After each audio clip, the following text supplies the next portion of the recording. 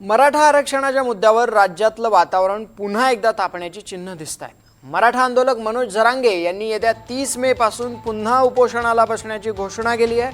दरम्यान त्यांची मनधरणी करण्यासाठी भाजपचे नेते प्रसाद लाड उद्या सकाळी अंतरवाली सराठी इथे जाणार आहेत। याच पार्श्वभूमीवर आमचे प्रतिनिधी अमोल म्हस्के यांनी प्रसाद लाड यांच्याशी संवाद साधलाय। पाहूया।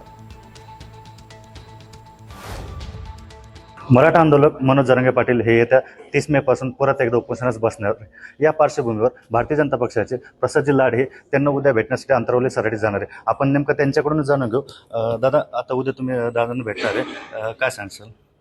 नाही, खरं तर दादांनी ज्या वेळेला आंदोलन जाहीर केलं त्यावेळेला त्यांचं आंदोलन त्यांनी करू नये म्हणून मी एक मीडियाच्या माध्यमातून आवाहन केलं होतं। आणि त्या बाबतीत ज्या पद्धतीमध्ये दादांकडनं पुन्हा देवेंद्र फडणवीसांचा उल्लेख केला गेला की त्यांच्याकडनं काहीच काम झालं नाही, म्हणून मग मी ते देखील आवाहन केलं की देवेंद्र फडणवीसांनी काय काय काम केलं आणि समाजासाठी काय काय केलं। माझ्या आव्हानाला त्यांनी प्रतिसाद दिला आणि त्यांनी असं मीडियामध्ये सांगितलं की प्रसाद लाड भाऊ जर आले तर निश्चितपणे मला त्यांच्याशी चर्चा करायला आवडेल।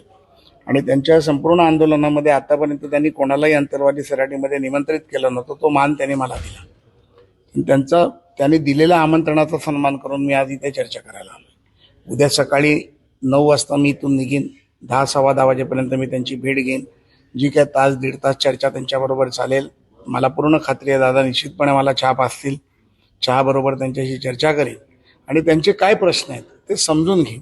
सरकारबरोबर समितीबरोबर त्यांची चर्चा करेन। प्रश्न कुठे अडले आहेत, कसे अडतायत, कोणामुळे अडतायत, काय त्यांचे गैरसमज आहेत, सरकारने किती काम केलं हे त्यांच्यापर्यंत पोचलंय की नाही पोचलंय, त्याच्यामध्ये कुठे त्यांच्याकडे अर्धवट माहिती आहे का किंवा सरकार कुठेतरी कमी पडतंय का, दोन्ही बाजू समजून घेऊन त्या चर्चेच्या माध्यमातून काहीतरी निश्चितपणे तोडगा निघेल याची मला खात्री आहे। बरं, शेवटचं आंदोलन मुंबईमध्ये झालं होतं त्यावेळेस त्यांना आश्वासन पण देण्यात आलं होतं, हैदराबाद गॅझेट असेल किंवा कुंभी सर्टिफिकेट असतील तर परत ते उपोषणाला बसतात की म्हणजे नेमकं त्यांच्या हे मागण्या आणखीन पण पूर्ण नाही झाल्या असं वाटतं का? नाही, मला असं वाटत नाही, पण असं असतं की सगळ्याच गोष्टी एकाच वेळेला पूर्ण होत नसतात।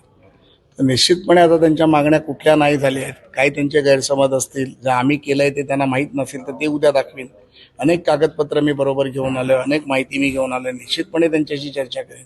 मला वाटतं माझ्या चर्चेनंतर त्यांचं समाधान निश्चितपणे होईल आणि जरी समाधान नाही झालं तरी सरकारशी आणि समितीशी चर्चा करून त्यांचं निश्चित समाधान 30 तारखेच्या आधी करायचा मी प्रयत्न करेन। आणि मला खात्री आहे की ज्या आंदोलनामुळे मराठा समाजाला त्यांनी न्याय मिळवून दिला ते मनोजांना निश्चितपणे माझ्याशी चर्चा केल्यानंतर समाधानकारक उत्तर देतील अशी मला अपेक्षा आहे।